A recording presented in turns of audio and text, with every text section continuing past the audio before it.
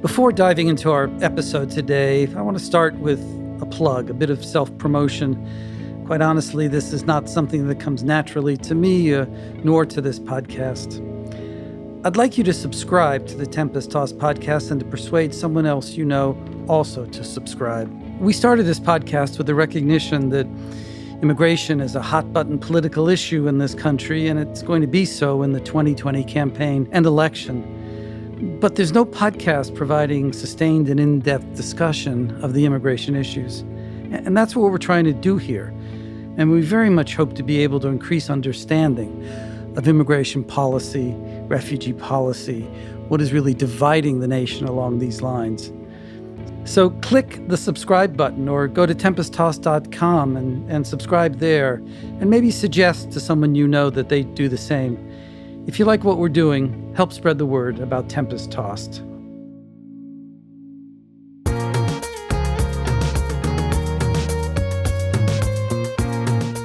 This is Tempest Tossed, Conversations on Migration and Mobility, and I'm Alex Alenikoff.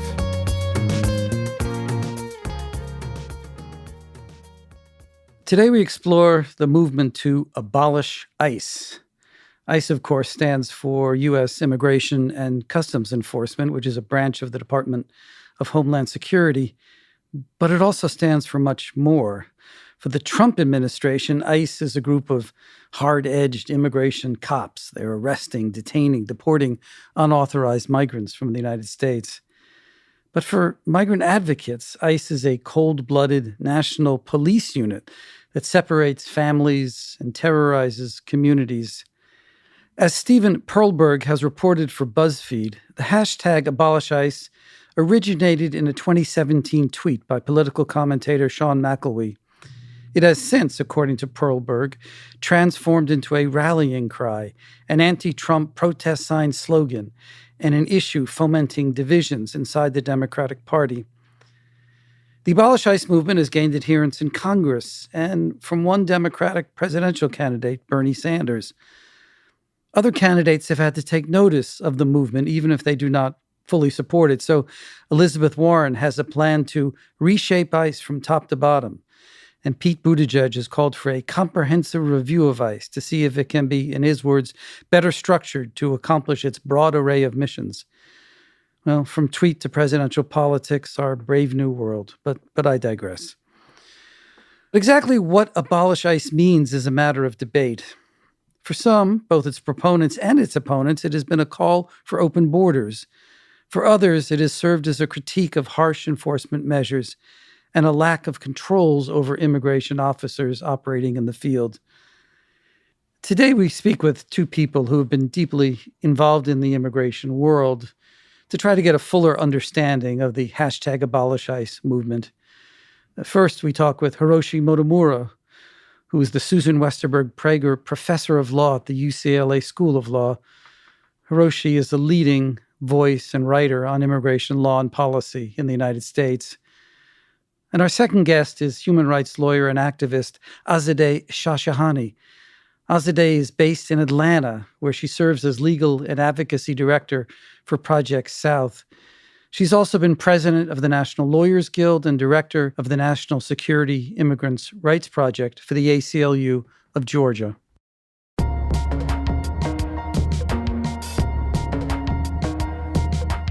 Hiroshi Motomura, thank you so much for being with us today.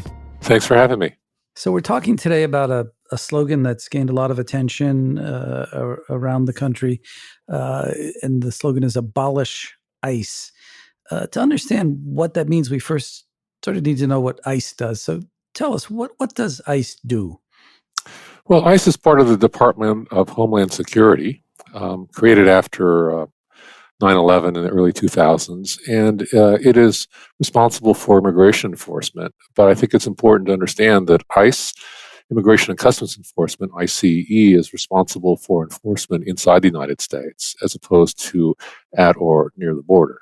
So it is involved in the arrest of people who it wants to put into removal, or so in plain English, deportation proceedings. and the arrest of those individuals involved in supervising their detention. And if they're judged to be deportable from the United States, then ICE is responsible for taking them out of the country. Hiroshi, it's sometimes said that ICE is a new agency. Does this mean that before there was ICE, there was no interior enforcement in the United States? Well, there's quite a bit of interior enforcement in the United States, but it was organized very differently administratively.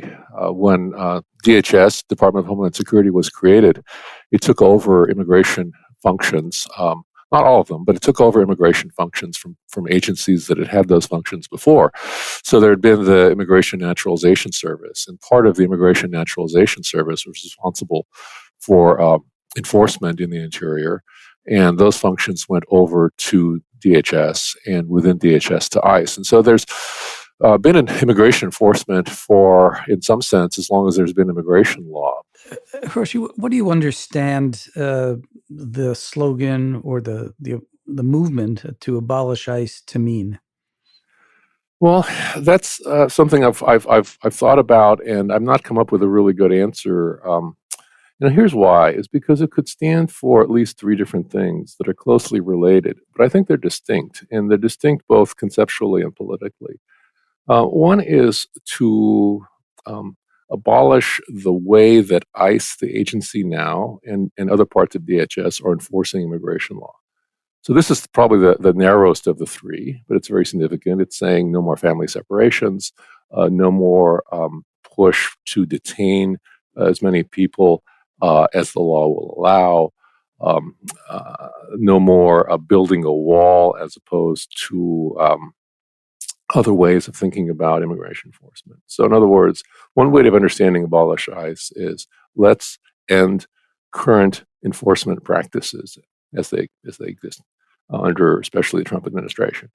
The other way to think about this is to go a little further and say what's really wrong is the fact that we have an agency that is so focused on enforcement as its primary function, as what takes up most of the budget dollars in the agencies, and we need to return to a system and an agency structure that combines the benefits that you give with enforcement that you have to police those boundaries, and that what you need to have is an immigration agency that isn't as focused on immigration. So that's kind of the intermediate version.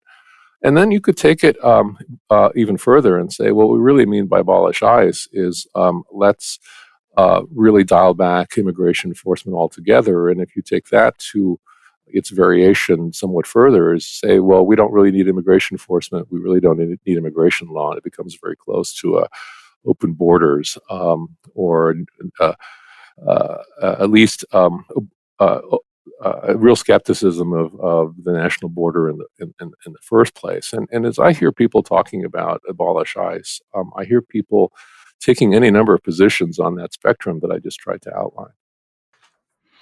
So, in an interview a little more than a year ago, you said that the abolish ICE slogan or movement is a double-edged sword. What did you mean by that?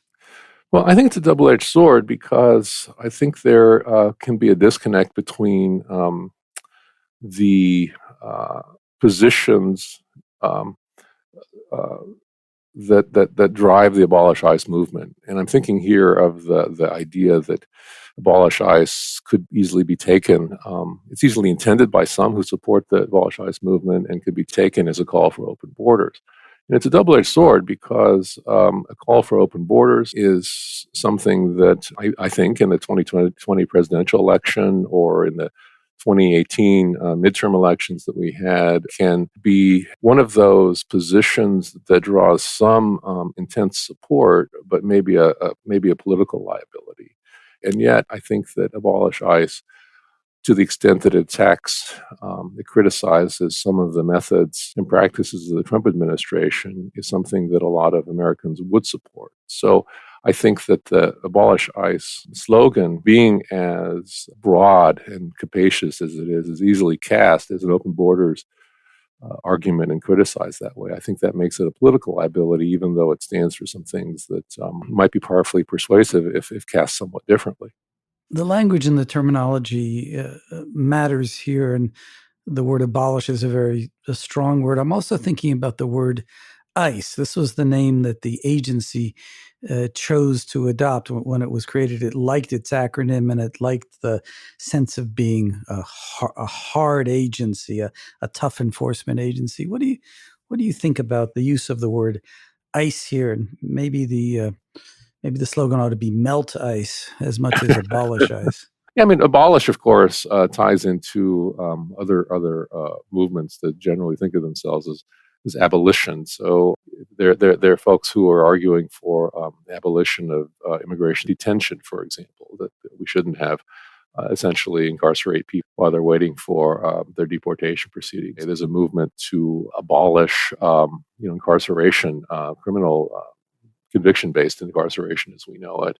In terms of ICE, as you say, I think there's a certain police culture. I remember going to visit with my students, kind of going back into the back offices, getting a tour of the back offices of INS district offices, and I was struck that you had people who carried two types of people who carried themselves very differently if you compare them to each other. One were the folks wearing pocket protectors and pencils and interviewing people and trying to decide whether they qualify for green cards. Then you had these people, guys, mostly guys, some women, walking around the office with guns. It's right that ICE. I think they embrace this term because it sounds like something like a police agency would in a science fiction movie.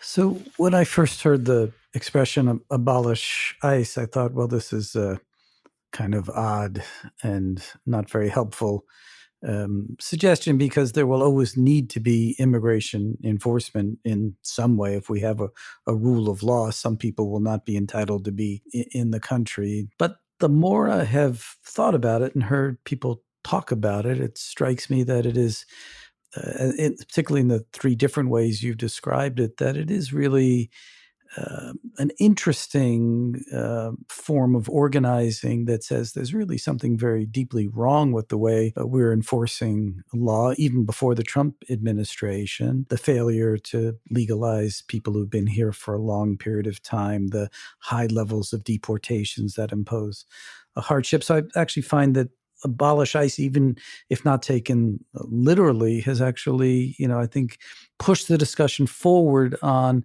appropriate law enforcement tactics. I wonder if it's had any similar kind of effect for you. I think you're quite right, and I think it has had a similar effect because I think that the movement, in whatever form we interpret it, I think it's been very valuable to instigate this conversation. It's a conversation that we need to have. My concern that this is a double-edged sword has less to do with the conversation that this instigates and more to do with what happens next, which is that I think I wish the Democratic presidential candidates would have a more coherent message that we're really for borders with justice. We're not for tearing down the border. From that perspective, I think it's been a very important conversation because there are a lot of things deeply wrong with the immigration system, and I think that one of the things that is underlying this, the predicament that we're in, is that there's such a gap between the law as it's written and the law as actually lived out in communities and in the economy. Hiroshi, thanks so much for being with us today. Thanks for having me. And now for our second conversation with Azadeh Shashahani. Azadeh, it's great to be talking with you today. Thank you very much for having me. I wanted to start with your immigration story and how you became active in immigration activism. Yes, so I am an immigrant myself. I actually came to the US 25 years ago at age 15 from Iran. And so I've always had an interest in working with immigrant communities. And I'm a lawyer by training. So I went to law school to do human rights work, but the idea I had about that work was to be placed somewhere in Geneva or The Hague and working on human rights issues in other countries. But when I graduated from law school, moved to North Carolina, this was 2004, so at the height of post 9/11 state repression, specifically targeting Muslim communities, I was looking for some type of a project or organization to help address the legal needs of the community, but I couldn't find anything. So I decided to basically start a project myself. And so I was working with the ACLU of North Carolina from 2004 to about 2005, 2006. And then I moved to Georgia, and I started with the ACLU of Georgia at the beginning, and this is 2007. So in Georgia, at least, it was again at the height of the anti-immigrant crackdown, and so I decided to continue working on the same issues, with a broader focus that I was working on in North Carolina. So I basically, was working with Muslim communities as well as immigrant communities. And of course, that's the work I've been doing since. And Georgia, like many other places in the South, has seen a wave of anti-immigrant legislation, deportations, detention centers, close collaboration between local police and ICE. So that's what I've been involved in supporting. So the Abolish ICE hashtag or movement, I guess we could say, has gained attention across the country. It's become quite controversial. What has it meant to you in your work and to immigrants in Georgia? So for me, the first step to abolishing ICE, which I'm very much in favor of, this is an abusive agency with no accountability, and it needs to go. But the first step to get there is to get rid of the detention centers, and as a first step, the privately run detention centers. So in Georgia, currently, we have 4 immigration detention centers. All of them are run by private corporations, which means huge profits for the prison corporations that run these facilities, and grave human rights violations. As just one example, in one of these detention centers, the Stewart Detention Center, which is the second largest immigration detention center in the country, we have had 4 deaths just in the past couple of years, 2 of them by suicide. So pretty similar situations. 2 men who were suffering from mental health issues were placed in solitary confinement and hung themselves after several days. So some people might say, but if you abolish ICE, then there'd be no immigration enforcement in the United States. But so clearly, some people are in the country, they've entered illegally, or they've committed crimes that make them deportable. Wouldn't you need some kind of enforcement agency to enforce immigration laws of the United States? Well, there's a lot of conversations happening currently in the US about borders. Why is it that we have borders? How were these borders created? I would encourage folks to pay attention to the connections between these border enforcement operations and white nationalism, white supremacy, and racism that has been in place for a very long time. And the question of immigration enforcement, when did it become paramount? When people of color started immigrating to the US? How come it was never a question when white folks from Europe were coming? I think we really need to push the boundaries and ask ourselves the forces that are behind putting forward and designing our immigration laws, like the Chinese Exclusion Act, the Muslim ban, the most recent example of that, obviously the internment of Japanese Americans, even US born people of Japanese descent. So, my understanding you correctly that the Abolish ICE movement here is really a movement both for open borders and for no deportations? Folks might have different interpretations of it. I imagine that some elected officials may not be in favor of questioning the necessity of borders to begin with. I'm assuming most everybody is in agreement that this agency, ICE, needs to be abolished, just because of the extent of the abuses that we're seeing on a daily basis in detention centers, around the country, in enforcement operations. It has proven itself to be violent, overly aggressive, and again with no accountability whatsoever. And we've seen this especially under Trump, where the sense of impunity has really heightened.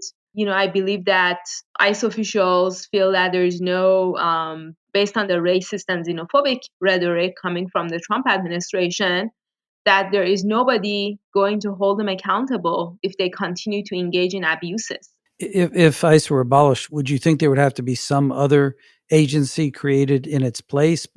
Obviously, one that would operate under non-discriminatory rules and would follow rules of due process and human rights and the like. But would you imagine there would have to be some kind of enforcement agency in the United States? Well, I mean, I would really like to see an agency that works with immigrant communities to create welcoming communities. It's important for us to question, why is it that anything related to immigration is housed within this Department of Homeland Security? I mean, that is definitely new. The three branches of the department, including the U.S. Citizenship and Immigration Services, supposedly dealing with matters of naturalization and the like, are still housed within the Department of Homeland Security. So anything having to do with immigrants is viewed within this prism of Homeland Security, as if immigrants are always to be viewed as risks to national security. So that is a very problematic prism and framing of the issue. And so, again, that would be the first step to abolish ICE. And I would argue for the entire Department of Homeland Security to be abolished. Then we need to consider, and we need to think about what kind of framework do we need to work with immigrants in our communities, so that there is a welcoming community created for immigrants across the US. I mean, I would look at some of the sanctuary measures that are in place in different parts of the country now, largely in response to Trump. But even before that, so in Georgia, for example, we've been working since 2004, and we have 7 localities in Georgia that have policies in place limiting their collaboration with ICE. Elsewhere in the country, where they have maybe more progressive policies, they have been able to go further in terms of their sanctuary policies. So that would be a model to look for nationally, so that the whole philosophy behind looking at immigrants as a threat and as a homeland security risk is challenged, and instead we start appreciating immigrants for making the contributions that they make to our communities, as members and contributors to our communities, which the current framework is very much not doing that. It does seem to be a big disconnect between the rhetoric at the federal, the national level, which has been very negative towards immigration and immigrants under the Trump administration, and the policies of a number of local communities who are actually living with immigrants and understand the benefits that immigrants provide to those communities. I'm wondering whether there, besides simply not cooperating with ICE, are there other kinds of policies and practices that you would think would be particularly important in terms of creating the welcoming environment that you're describing? Well, for one thing, shutting down detention centers. So we had a positive example. The city of Atlanta recently, after a years-long campaign, finally agreed to stop their relationship with ICE. It's important to recall the history. So Atlanta actually declared itself to be a welcoming city towards immigrants a number of years ago, and they established this whole welcoming unit. I myself could not really figure out what they were doing aside from announcing soccer games, which was a nice thing to do. But this was at the same time as the city was making millions of dollars of profit off of detention of immigrants. And so we continued to call out that hypocrisy, and continued to document the conditions at the Atlanta City Detention Center, which were horrific. And finally, over the summer of 2018, where mothers were being separated from their children at the border, the mayor was genuinely moved, I believe, and finally responded to the calls and provided an opening to basically ending this relationship with ICE. And so, after we put out a report and the campaign heated up and various folks detained at the Atlanta City Detention Center got involved, people have now been deported to all over the world. They called in, they asked the mayor to go ahead and shut this place down. So finally, in the fall of 2018, the mayor did agree to do that. And so now there is no relationship between the city of Atlanta and ICE as far as detention of immigrants at that facility goes. And it's a huge step. So Atlanta's kind of a blue city in a fairly red state. I wonder, as you carry out your work and make these kinds of arguments in Georgia, do you face significant opposition, and do you ever feel personally threatened? So yeah, in Gwinnett County, Gwinnett is another 287G county. As a reminder, 287G is a local police collaboration with ICE program. So we wanted to have a forum on 287G in Gwinnett County, and an email was sent out on the part of anti-immigrant forces to their followers, potentially hundreds of people, that these people are coming and they want to speak out their minds, and so we should all show up armed. So, and Georgia is an open carry state. So I think the aim was clearly to scare us away, especially because the majority of the speakers on the panel were immigrants, including myself. So they wanted us to basically be forced into canceling the event. And we decided not to do that. It is our right as Americans and as people living in this country to exercise our freedom of speech and our First Amendment rights. And so we showed up in force and spoke out about the program. Of course, some of the anti-immigrant people did show up and they were armed, but we had our own security mechanisms in place. It is a shame that we have to do that and we have to face these types of threats and these types of risks for wanting to solely speak out our mind about an issue of public importance. But this is the kind of atmosphere that unfortunately we're facing right now, thanks largely to Trump and the rhetoric and the policies of this administration that are racist and xenophobic and have basically given a green light to these types of threats against folks speaking out and doing work on immigrants' rights. Azadeh Shashahani, thank you so much for spending time with us today. Thank you so much. It was great talking to you. You've been listening to Tempest Tossed, a production of the Zolberg Institute on Migration and Mobility at the New School. Our engineer is Sahil Ansari at Dodge 112, and theme music composed by Eli Aleynikov. We would welcome your comments and suggestions for future episodes, and you can reach us by emailing us at tossedtempest@gmail.com. That's tossedtempest, all one word, @gmail.com.